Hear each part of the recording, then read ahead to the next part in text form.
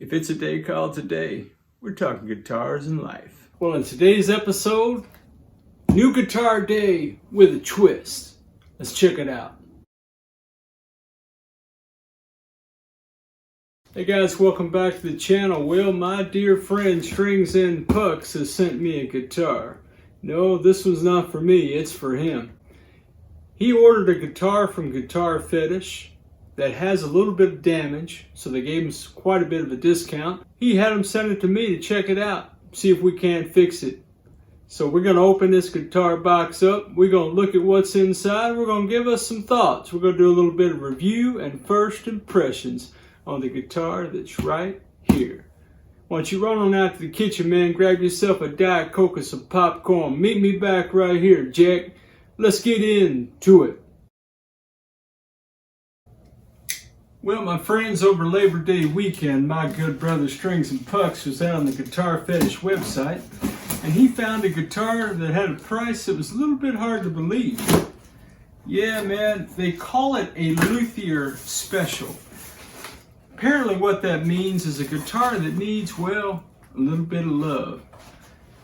So he checked it out. This guitar retails for $229. according to this here invoice. And yeah, it looks like Strings and Pucks ordered a gig bag as well for $35. And they did give a discount of $85 for the damage to the guitar. This guitar box, well, we got some bubble wrap on the top of the box. Then we got a box in the box, Jack. Let's get it out of that box, baby. And in this box, we have a little bit more bubble wrap on top. And we have more bubble wrap inside. This is packaged a lot better than the guitar I purchased from Guitar Fetish, I'll tell you that. Well, as bubble wrap goes, we in business.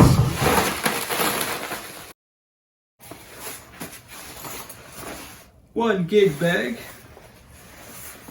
This is a $35 gig bag. I'm not sure I'd have given $35 for it, but that's all right. It ain't mine, man.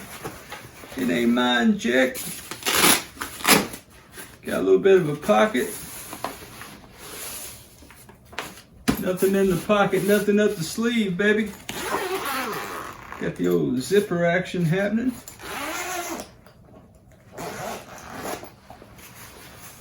Let me be cool, take the guitar out and talk about the bag. Or maybe that would be cruel. Hey, don't be cruel, baby. Copyright. Yeah, so the bag has, maybe a 1/4 inch of padding on the top or the bottom. It does have your backpacking straps. The handle's kind of nice. It's cushiony. That's the technical term, you understand? Yeah, you know, gig bag. Only one in the bag, Strings, or box, as it were. Alright, let's see what we got here. We have us one Allen key. We have a rubber band. And in this bag, we ought to have a guitar.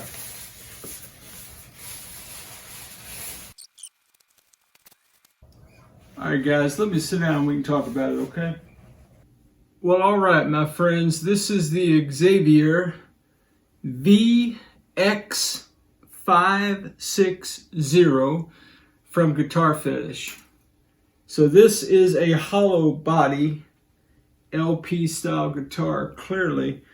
And the reason that it was marked down is that it has a crack in the neck of the guitar right here. And the reason that Strings and Pucks sent me the guitar was to deal with that crack. But we've been talking about it, and I figured, well, since the guitar is going to come to the shop, we might as well just look at it and see what's up. All right, so we're going to do that. the strings were detuned for shipping. Let me go ahead and just tune the guitar up.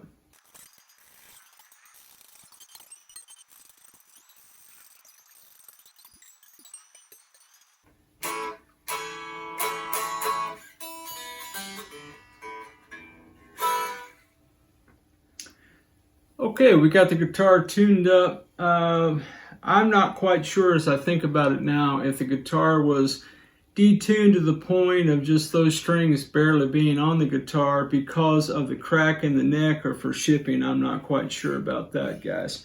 All right, so let's talk about the guitar. I'll start up here at the headstock. This is Xaviere branded. It has a nondescript truss rod cover, 3-screw edition. These tuners are supposed to be die-cast 14-to-1 tuners. They're kind of the mushroom-looking tuners. They're, you know, they don't seem to be, they're not super loose. And they're not tight in any way. The only way you're going to know if those tuners are any good is just by playing it a while. Okay, the neck came in. It has some relief in it. It is painted black on the back all the way. It's got some kind of finish on it, but it's not like a super heavy poly that so far it's not grabbing my hand as much as some other guitars have. The binding on the neck looks pretty good. There is no, again, we'll look at that crack later. There's no description about the nut in any of the paperwork that I've downloaded from the interweb. That looks to me to be a plastic nut. The inlays are interesting looking, kind of like diamond cross looking things. Looks pretty cool. The information does not tell me what those are made of, nor does it indicate the frets themselves, whether those are nickel or stainless. They're not necessarily ball end, but they seem to be, I mean, I can feel them more than I would want to feel them, but not in a sharp way, in a bumpy way. I play with my thumb over the neck and I do a lot of sliding, and I just don't like to feel speed bumps on the way up. These are medium jumbo frets, is what I understand from the spec sheet, and it does indicate that they are nickel. All right. That is a 0.8 neck width here, which is somewhere around 20 mil yard. It's not super thick, it's not super thin. All right, it's got your standard strap buttons on it. Both of those are taut, that's nice. I don't see any cracking or chipping or dings on the sides of the body at this point. Now I always do this in a review, and then under the hood when I take the guitar apart, and I don't have permission to take this apart from strings, so I won't be doing that. We won't be going under the hood unless he tells me to. J-Man, I'm taking your advice, man. Never do more to a guitar than the owner of the guitar has asked you to do. And all I've been asked to do, guys, is deal with this crack up here in this neck, which we will be copacetically doing. All right, you've got some speed knobs, kind of gold looking speed knobs. They feel smooth. This one's a little cattywampus, but you know, speed knobs, man, it's hard to get that balance just right. All right, the tailpiece looks kind of like a, very interesting. On the tailpiece, the saddles are, I don't know that they're rusty, they're just a darker bronze. So you've got straight chrome and then you've got kind of darkness here on the saddles. I don't know if that's oxidation. I don't know, maybe that's a design. Maybe that's the way they want it to look. I really don't know. Standard tailpiece back here. You've got P90s and a 3-way switch. I do have the guitar plugged in. That jack. You know, it's a jack. I do have the guitar plugged in, so let's see if we got any, she makes any noise at all.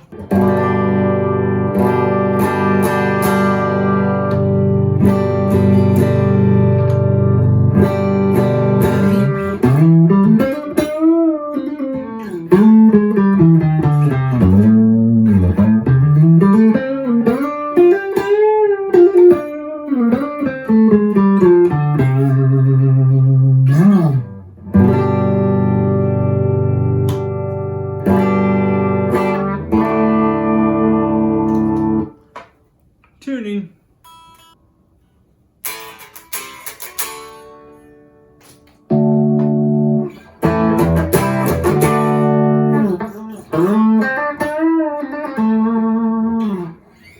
Yeah, all right, so got your neck position. Oh man, immediately out of tune.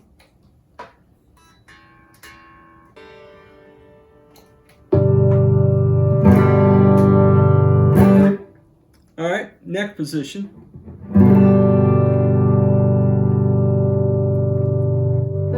I've got everything on 10, guys. Not that when I play guitar, everything's on 10, but just so you know.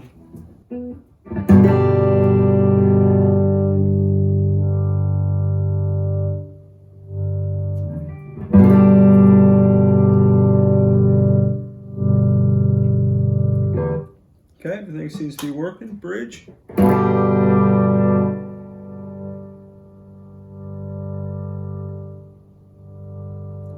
Pots seem to be pretty responsive.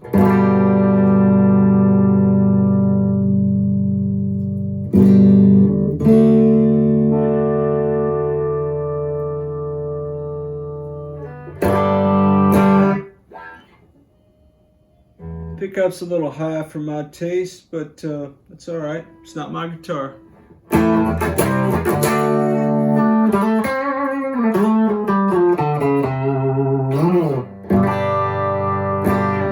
Middle position.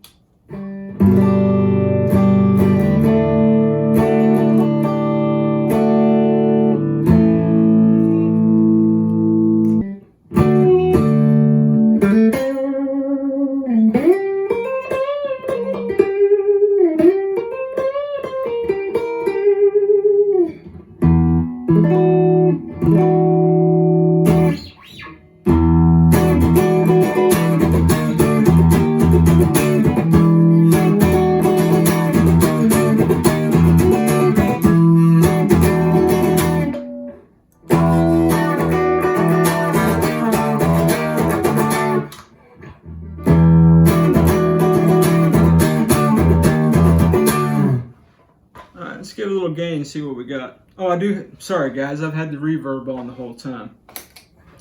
My bad.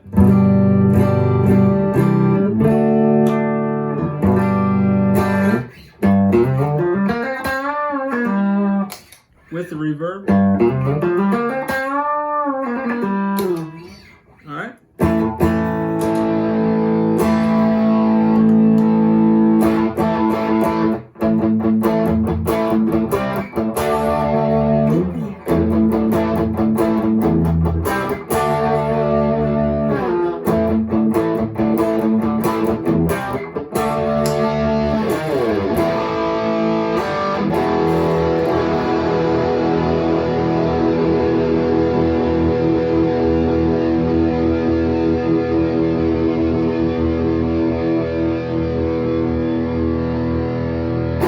Well, we've got sustain, that's for sure. Guys, I'm just running through my Vox amp today. I'm going to give the guitar the benefit of the doubt and say something like, well, you know, the strings haven't been stretched, all that. I don't know, we could have a nut problem, we could have an intonation problem. Let me check intonation while we're talking about it. Let's just see here.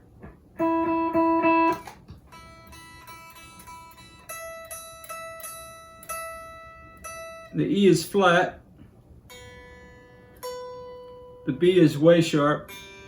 The G is way sharp. The D is sharp. Well, now it's flat. Could be the tuning thing I'm talking about. A. The A is almost intonated. Good job, Guitar Fetish. Almost intonated on the A string. Goes flat after a second. And the E is flat. So it's not intonated. Now again, the reason that this guitar was such a steal of a deal, okay? This guitar was $259, is that right? I'm sorry, this guitar was $229. Labor Day sale mixed with the luthier special. And again, it's a luthier special because it's got this crack in this neck right here. They took off $85. So this is a $150 guitar, 144 bucks, okay? Plus the gig bag. The gig bag was, what did I say, $35. And shipping was nearly 50 bucks. Shipping was $47. This guitar was ordered, it took like 11 days. Yeah, I don't know, man. I don't know. Well, where were we? Oh, I know.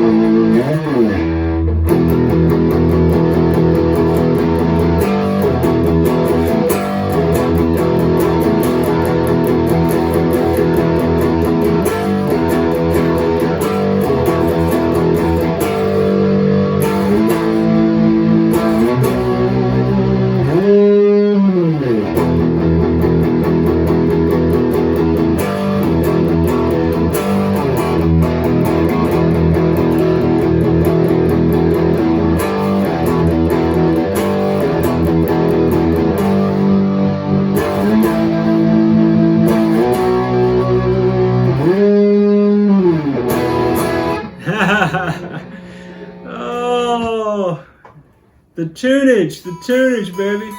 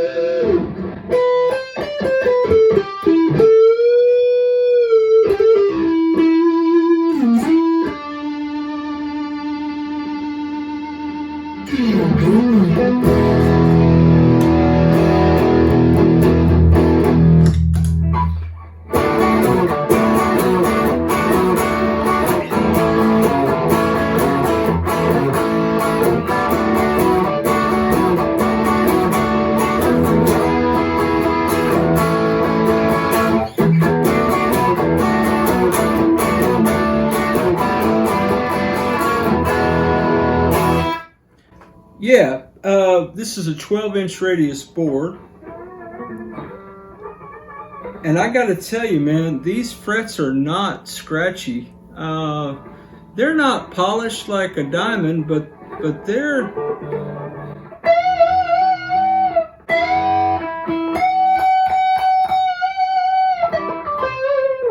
The upper registry, they're a little dirt. They get dirtier as they go up, but hey, anytime you take a guitar out of the box, unless you're buying something from Tease, like somebody gonna set it up and look at it first and deal with some stuff, Jack, you're gonna have some frets that need to get polished, Jack.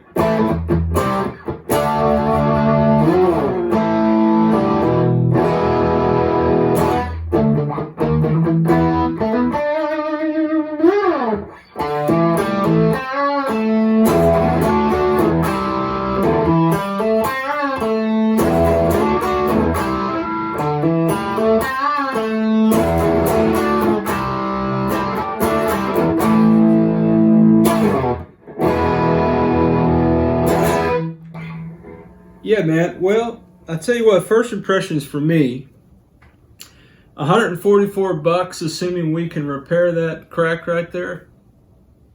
Yeah, all day long, I think. I think it sounds good. I think the pickups might be the best part of this deal. I know the Guitar Fetish is known for their pickups. Those are nice P90s. Now, I don't have a lot of guitars that have P90s in them. In fact, I haven't. Let me think. Well, I've got one. Whoa! Man, I tell you what, I'm so glad that when I dropped that pick, don't worry, we'll edit that out. We don't edit our mistakes. Oh yeah, we don't edit anything out, guys. What you see is what you get.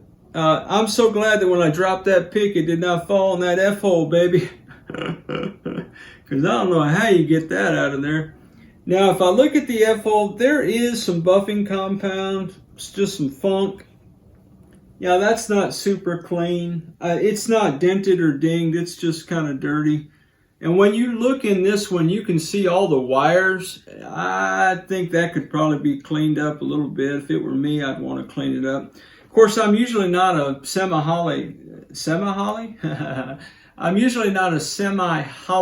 cat myself, but I think the P90s sound all right. It plays pretty well. The fret edges, again, for me are a little bumpy. We've got a tuning stability problem. So one, we know that the guitar is intonated. Even when the guitar was in tune, when I struck a chord, it just didn't sound pure. Those of you who have a good ear, I'm really sorry for that. Those of you who don't, sound like rock and roll, rock on with your best self, Jack. That's what I'm saying. I don't know that I would replace that nut. It does need to be cut, in my opinion. Well, yeah, they could all come down just a skosh from my standpoint, but again, not my guitar, not my business, Jack.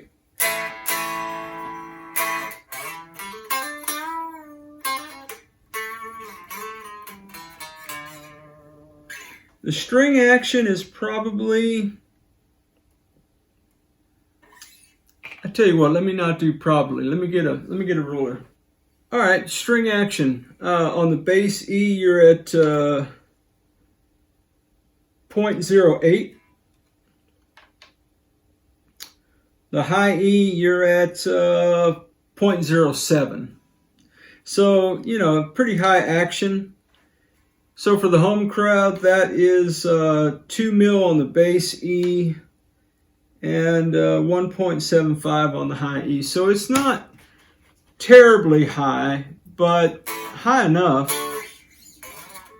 Kind of tripping over my fingers a little bit.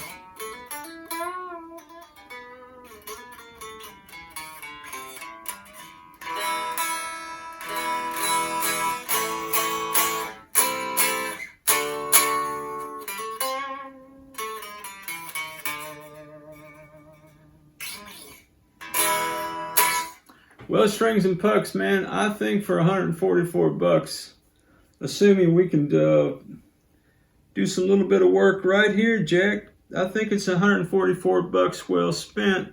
What I'm curious about is if that crack is on both sides, and it is, guys. So you've got, oh, that's interesting. What is that? All right, so on the treble side, you've got a hairline crack right here.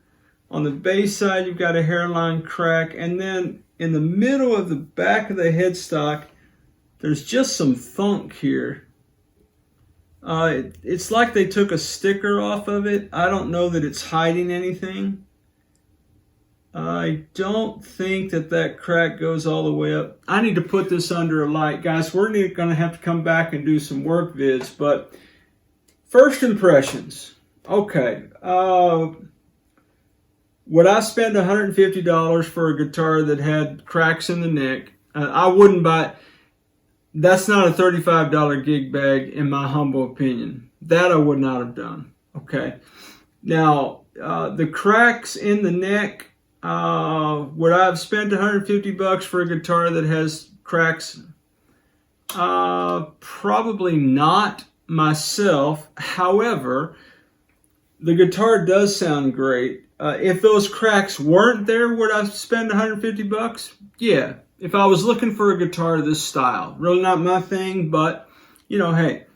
Would I spend $229 on this guitar? I wouldn't. I probably wouldn't. It is pretty. I think that's some kind of rosewood fingerboard. The inlays are cool looking. I really like those. The P90s sound really good. Again, those saddles are a little bit weird to me. I don't know what that look is supposed to be. I like the speed knobs. I think the only way to really check things out is to set this guitar up and play with it a little bit. That neck relief, it's got quite a bit of play in it, and those strings are really high. So anyway, I haven't been asked to do anything to it but to repair the crack. Well, Strings and Pucks, man, what I would say, I think it's 150 bucks well spent, assuming we can address those cracks, man. Well, there it is, guys. That's the Xaviere 560. That let me get it straight. This is the XV-560 series from Xaviere by Guitar Fetish. What do you think, guys? I hope you could hear enough of my playing through the old Vox to have an opinion about it. I think it is pretty. Did I mention it's pretty? I don't think I did. It's got kind of a quilted, it's a, let me run through the specs, see if I didn't miss anything. Okay, simple rundown just from the spec list. Make sure I covered all the bases, okay. Solid mahogany body, thick solid maple wood cap, quilted, solid mahogany with black walnut fingerboard. The fingerboard radius is 12. There's 22 medium jumbo nickel silver frets, GFS Alnico soap bar P90s, die cast 14:1 tuners. The scale length is 24 3/4. We talked about the nut. Nut width is 1 11/16. The depth is 0.8 or about 20 mil, thereabouts. The average weight is 7.34. I do like the weight for an LP style guitar, and I know it's semi-hollow and all that, but for an LP style guitar, I like the weight, and I do like, it's kind of chocolate brown. I think it's a pretty guitar.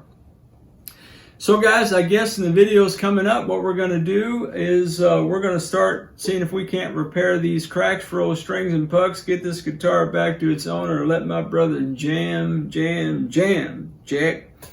All right, guys. Well, man, hey, special shout out to the Jacks, our channel members, for all your love, support, encouragement, and constant edification. For all of you for taking any time today to talk about guitars and life. Man, you guys are the best. And as always, wherever you are in your guitar journey, man, I pray it's a long, smooth, safe, and joy-filled ride for you, Jack. Rock on with your bad selves, everybody. I'll catch you down the road.